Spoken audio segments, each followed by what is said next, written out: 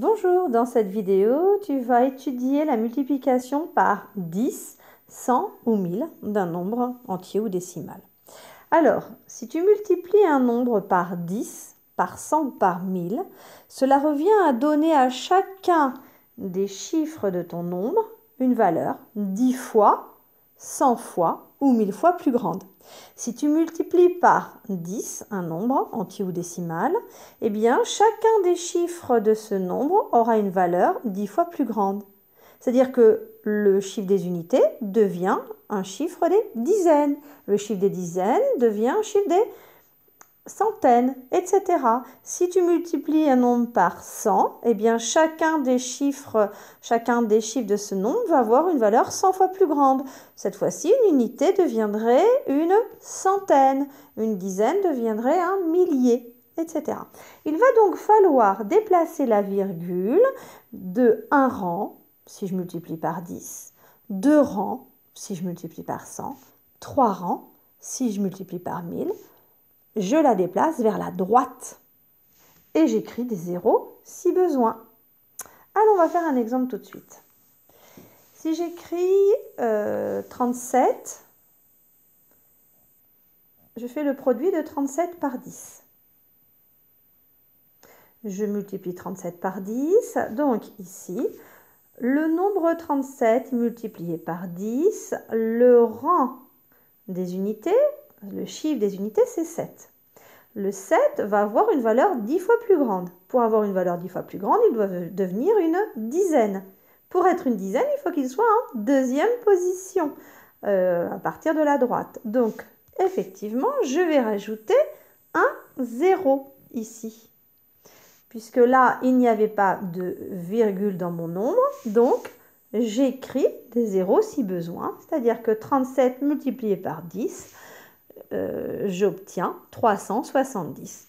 Le 7, chiffre des unités, est devenu un chiffre des dizaines. Le 3, qui était le chiffre des dizaines, est devenu le chiffre des centaines. De la même façon, 37 multiplié par 100, eh bien cette fois-ci, chacun des chiffres de 37 va avoir une valeur 100 fois plus grande. Je vais donc obtenir 3700. C'est-à-dire que je vais rajouter 2 zéros. Là, j'avais des nombres entiers. Maintenant, je vais prendre des exemples de nombres décimaux. 1,2 que je multiplie par 10. Cette fois-ci, j'ai une virgule. Je vais déplacer la virgule d'un rang vers la droite puisque je multiplie par 10. Et je vais obtenir 12. On voit bien qu'ici, eh bien, le 1, qui était le chiffre des unités, est devenu le chiffre des dizaines. Il a bien pris une valeur 10 fois plus grande. Et le chiffre 2, qui est placé après la virgule, représente le rang des dixièmes. Il y a 2 dixièmes. Eh bien, les 2 dixièmes ont une valeur 10 fois plus grande. Ils sont devenus des unités. 2 unités, une dizaine. 1,2 multiplié par 100 à présent. Eh bien, même chose. Le 1 va avoir une place 10 fois, un rang 100 fois, pardon, un rang 100 fois plus grand. Donc, le 1 va devenir des centaines. Et le 2 dixième, eh bien, va devenir des dizaines. Je déplace donc la virgule. Alors, ici, en fait, comme il y a 2 zéros, je déplace la virgule de 2 rangs vers la droite. Ce qui me fait 120. En effet, ici, elle était la virgule, donc entre le 1 et le 2. Je déplace un rang une fois. Et ben ensuite, je déplace une deuxième fois, mais comme il n'y avait rien derrière le 2, ben, je rajoute un 0. Donc, on avait bien dit ici qu'on écrivait des zéros si nécessaire, si besoin. Un autre exemple. 1,2 multiplié cette fois-ci par 1000. Chacun des chiffres de 1,2 va avoir un rang 1000 fois plus grand. Alors, hop, on déplace la virgule cette fois-ci de 3 rangs vers la droite. Donc, un rang, j'obtiendrai 12.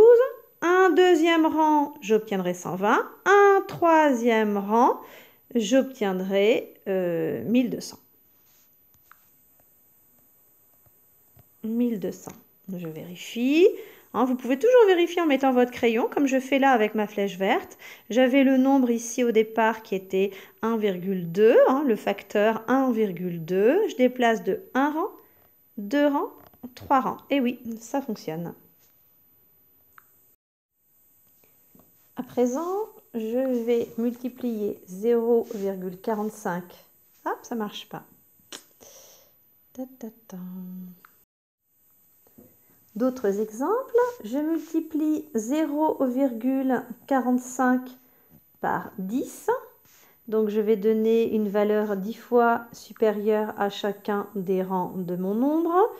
Le 0 unité va devenir 0 dizaine. Les 4 dixièmes vont devenir des unités. Et les centièmes vont devenir des dixièmes. Je vais donc déplacer la virgule d'un rang vers la droite. Je multiplie par 10, je déplace d'un rang vers la droite. Ce qui me fait 4,5. À présent, 0,45 multiplié par 100. Eh bien, même chose, je vais multiplier par 100. Je vais donc déplacer la virgule de 2 rangs vers la droite. 1, 2. Cela me fera 45.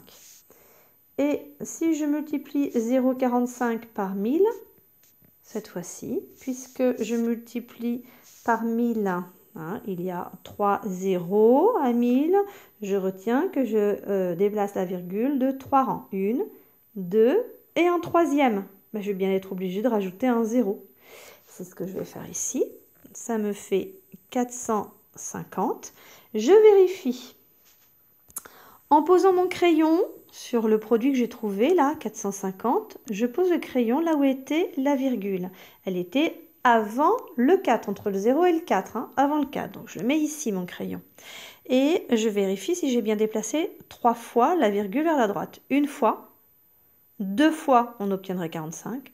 3 fois, j'ai rajouté un 0 et ça fait 450. Voilà, tu sais tout. Au revoir.